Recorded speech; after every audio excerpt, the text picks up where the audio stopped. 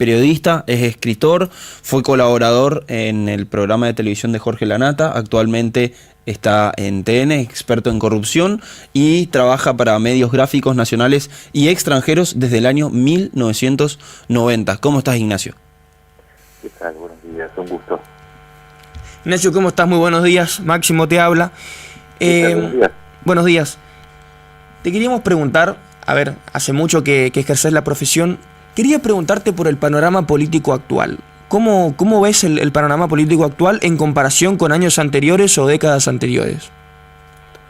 Lo que estoy viendo es que, a diferencia de años anteriores, está todo mucho más atomizado. Es muy difícil saber lo que va a pasar en cada una de las elecciones, porque hay demasiada oferta política y ya estamos muy lejos de esos tiempos en donde era kirchnerismo versus antikirchnerismo o peronismo radicalismo. Hoy es cada vez más difícil saber qué es lo que va a suceder en una elección, y en la última elección presidencial lo vimos. La Argentina se dividió en 3/3 y un remanente, y nadie tiene hoy la capacidad de imponerse al resto con una mayoría del 52%, como pasó en aquel momento con Cristina Kirchner, o una mayoría como la que logró en su momento Macri o Alberto Fernández.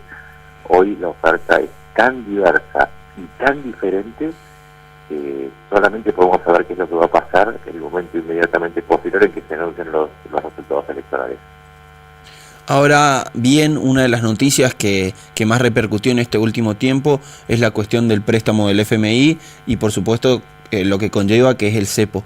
¿Cómo cree que estas medidas pueden terminar afectando o cambiando las elecciones legislativas que están acá a unos meses de distancia? ¿Cree que va a repercutir de manera positiva para La Libertad Avanza o se va a seguir manteniendo esta división en 3/3, como bien mencionás? A ver, lo que tenemos que diferenciar es el anuncio del efecto concreto. El público no es tan sofisticado como para entender cuál podría ser el posible efecto del levantamiento parcial, porque es un levantamiento parcial del cepo en el ámbito político. Lo que la gente mide básicamente es su poder de compra. Si más allá de lo que se anuncie en los medios, lo que importa es, ¿esto va a impactar en el bolsillo de la gente? La realidad es que va a haber una devaluación, o fue anunciada una devaluación. El dólar oficial estaba en la banda de los casi acercándose a los 1.100 pesos. Ahora se dice que va a ir a 1.400. Eso implica una devaluación, de hecho, del 30%. Si eso se va a trasladar a los precios, y eso va a provocar un colapso inflacionario, evidentemente va a provocar un enojo con el gobierno, porque el órgano más sensible, el órgano político por excelencia, es el bolsillo, no es el cerebro. Por eso digo, no hay que ser tan sofisticado a la hora de analizar los efectos. Y además venimos con el anuncio de un mes en donde la inflación subió con respecto a los meses anteriores por factores que tienen que ver más que nada con los manejos del gobierno central. Entonces, más allá de las preferencias políticas, y yo en ese sentido trato de ser lo más efectivo posible, está por verse si el anuncio es más fuerte que el efecto que tiene sobre el bolsillo de cada uno de los argentinos, que además, hay que recordar, no va a pegar igual en Buenos Aires que en el interior del país, en donde el efecto multiplicador de la inflación se va a sentir mucho más, porque la estructura del ingreso es mucho más sensible a las fluctuaciones de los precios. Ignacio, respecto a justamente esta serie de medidas económicas anunciadas ayer, ¿recordás alguna que haya tenido la misma masividad o la misma importancia en tiempos anteriores o un poco más recientes? Sí, es que por eso vivimos en el día de la marmota, vivimos como regurgitando la historia porque no aprendemos. Eso es porque Argentina no termina los procesos. Año 2018, el Fondo Monetario anunció un desembolso de 22 mil millones de dólares y que el dólar iba a fluctuar entre los 37 y los 47 pesos. A cambio también le pedía, como ahora, una serie de reformas estructurales. Estamos viviendo exactamente la misma situación. ¿Cómo terminó aquello? Terminó con que la confianza que tenían las personas en el plan económico de Macri, que en ese momento gobernaba Macri, terminó tirando para atrás lo que era un plan económico que estaba bien fundamentado en la teoría. insisto, yo no sé qué es lo que va a pasar, sé lo que pasó en circunstancias parecidas, y es que en el fondo, no se trata del acuerdo con el Fondo Monetario, se trata de que no existe un consenso político ni una idea de diálogo que permita estructurar un plan como para poder encaminar a la Argentina y saber si va para el lado de el equilibrio financiero o si va para el lado de la producción. Para hacerlo más sencillo, me salgo de mi rol de analista y me pongo en un argentino típico. Estamos peleándonos tanto en clave de cambalache que cualquier anuncio económico termina siendo supeditado a esta balcanización, esta atomización que estamos hablando, porque hay muchas propuestas, porque todos piensan que la solución va para un lado diferente. Es decir, el problema de los argentinos es que seguimos sin ponernos de acuerdo respecto a cuál es la salida de la crisis en la que todos estamos de acuerdo que estamos sometidos. Claro, ¿y cómo ves a la gente en estos momentos?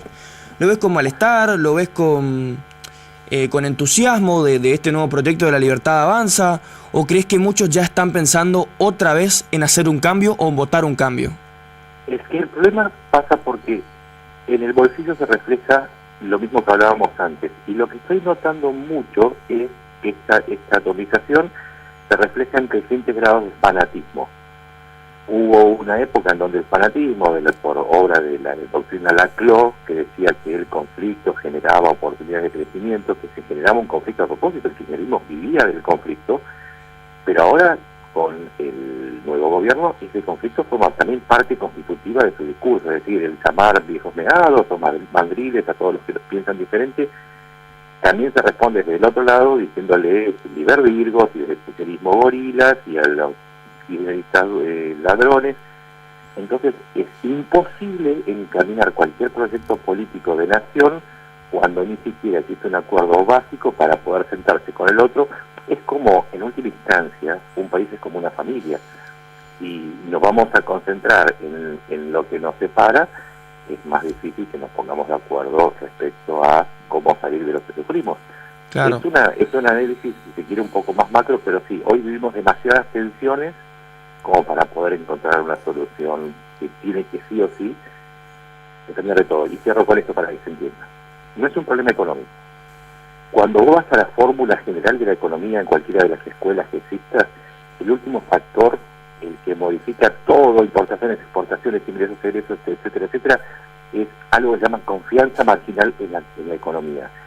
Si la gente no siente confianza en la economía no funciona. Y esa confianza de la gente tiene que ver con la solidez de su sistema político. Los países que más avanzan, los más desarrollados, son los que resolvieron las disputas políticas o encontraron la forma de resolver las discusiones políticas de una forma civilizada. Ese es el índice de desarrollo. Argentina todavía está muy lejos, estamos todavía peleándonos y llamándonos de diferentes maneras.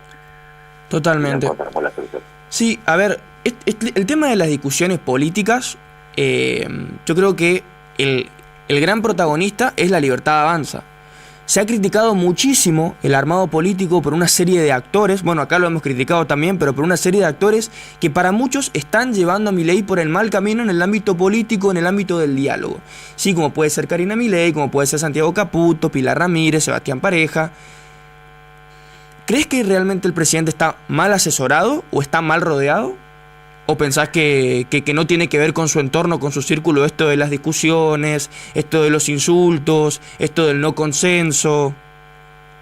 Es que forma parte de su personalidad. A ver, uno que lo conoce hasta personalmente, antes de que sea presidente, sabe que él tiene una idea de confrontación permanente. El solo ubicarse como anarcocapitalista, un anarquista que está en contra del sistema establecido y que lo quiere destruir, ya habla de lo que, digamos, todo lo que pudiera hacer Karina Milei, o Santiago Caputo, o Pareja, o Jessica Pilar, obedece una estrategia que es responsabilidad del presidente. Vamos a poner un caso concreto. Cuando se presentó la ley de bases, cuando se hizo una comisión para estudiar el caso Libra, cuando se hizo el acuerdo por el FMI, Macri acompañó con sus legisladores en el Congreso, y de hecho se puede decir que salvó políticamente a Milei, tanto como le permitió en las elecciones aportar ese faltante del 30% para llegar al 56%, y de alguna manera también fue arquitecto de que Milei llegara al poder y se mantuviese. Ahora bien, ¿cuál fue el enemigo, el adversario que ha elegido la Libertad Avanza que responde a Milei verticalmente? ¿Cuál fue el enemigo predilecto durante este conflicto permanente de la Argentina de parte de la Libertad Avanza? Ha sido Macri.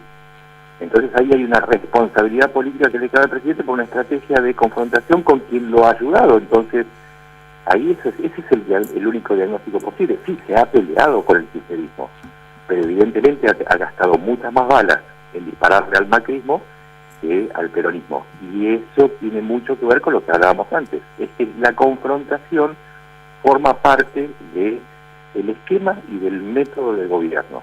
Entonces es muy difícil salir de ese esquema cuando desde el presidente para abajo cae la orden de confrontar y no acordar.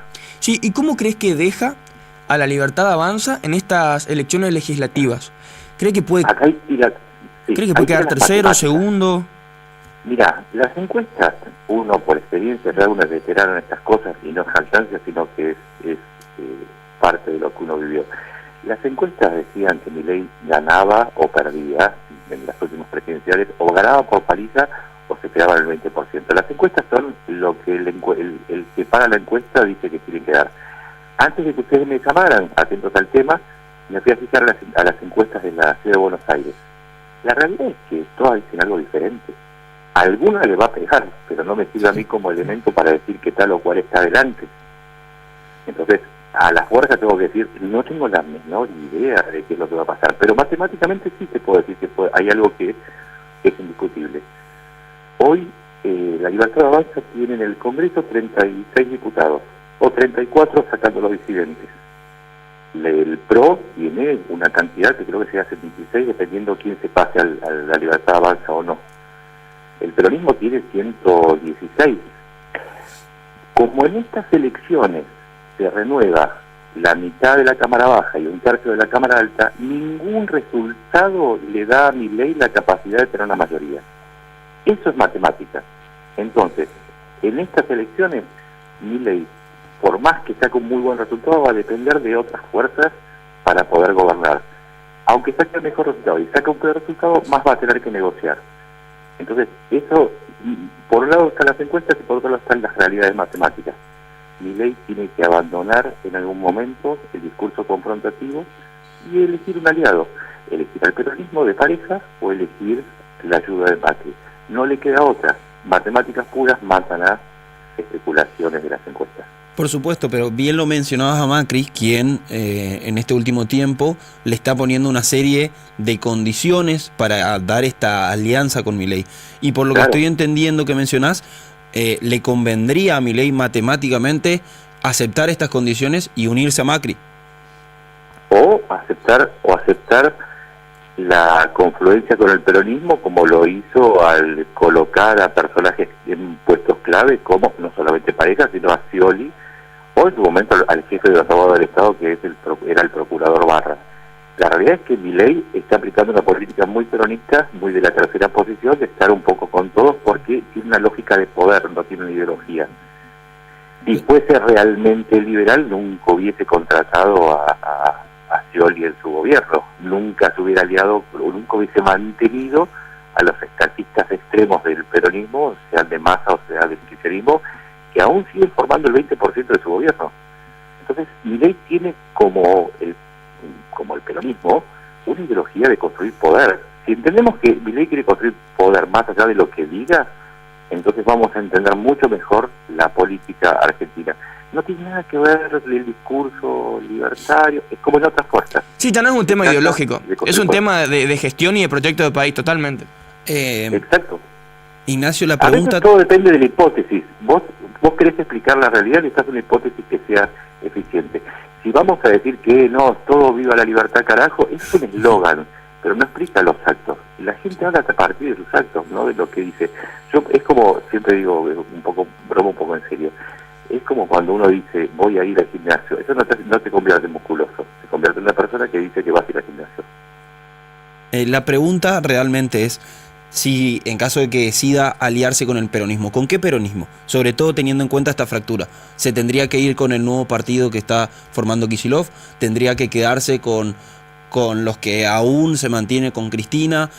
¿Podría haber inclusive otra fractura y otro partido? ¿Con quién tendría o decidiría ir? Con aquellos que muestren la misma vocación de poder que Milei y que crean que el proyecto de Milei va a tener trascendencia. Es algo que, bueno, en el caso de Scioli queda claro. Scioli, que es masista o es kirchnerista, no, es sciolista. Justamente lo que tiene el peronismo es una enorme plasticidad dentro de sus dirigentes para adecuarse al entorno que les convenga. No es ni siquiera el kirchnerismo ni el kicilofismo, no sé, tendríamos que inventar un término para eso, ni los peronismos provinciales. El peronismo tiene esa cualidad también de construcción del poder y la veteranía, y ahí ustedes son de Corrientes, ¿no? Estamos de Corrientes. Sí. Y entonces, ustedes conocen mucho mejor que cualquiera cómo es la construcción de poder en los diferentes distritos. Entonces, el peronismo puede ir con uno o con otro con la misma alegría y con el mismo entusiasmo. ¿Por qué? Porque el interior del país en particular construye la mayoría del país. Eso es algo que tampoco la gente entiende, que es está muy centrada en Buenos Aires y Cava. Es el interior del país el que en definitiva decide, no es la ciudad de Buenos Aires. La ciudad de Buenos Aires en todo caso es muy minoritaria y la provincia de Buenos Aires también tiene componentes del interior del país. Así que yo diría que ante tu pregunta todo va a depender del cacique político de cada lugar y en qué medida crea que el proyecto de Milei va a ser exitoso o no. A partir de ahí se va a jugar el poder de Argentina, y esto lo digo con mucha alegría. En el interior se está forjando el futuro de Argentina mucho más que en los países anteriores. Sucedió en Cava y en la provincia de Buenos Aires, pero esta vez depende mucho más del interior del país, porque ahí está el voto oculto, ahí está la gran incógnita, y ahí es de donde vamos a saber cuál es el futuro de Milei o de quien venga después.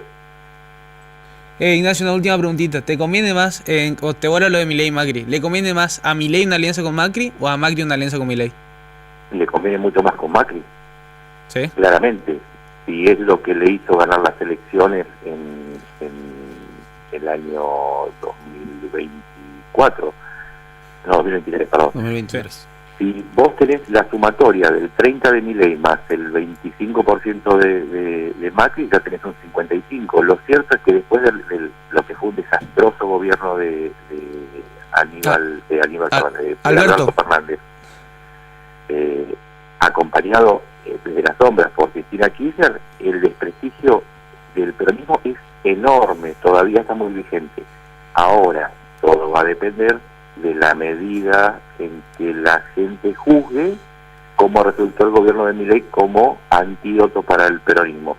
Si no funciona como antídoto, el peronismo va a volver a cobrar fuerza. En cualquier escenario, aliarse con el peronismo significaría para alguien tan débil o tan falto de experiencia como Milei ser asimilado, con lo cual, en última instancia, y en un segundo término se convertiría de nuevo sería como una especie de Alberto Fernández, pero diciendo viva la libertad, carajo, porque se lo comería el peronismo. Totalmente. Bueno, Ignacio, queríamos agradecerte mucho por tu tiempo y por pasarte por el programa. Un gusto enorme y nos veremos en Corrientes cuando vaya. Dale, te esperamos. Para que venga acá al piso con nosotros. Dale, un gusto. Bueno, un abrazo grande. Seguí en LT7. Ya llega. Y no tanto. LT7 AM900. Información, opinión, actualidad. Corrientes, este es tu tiempo.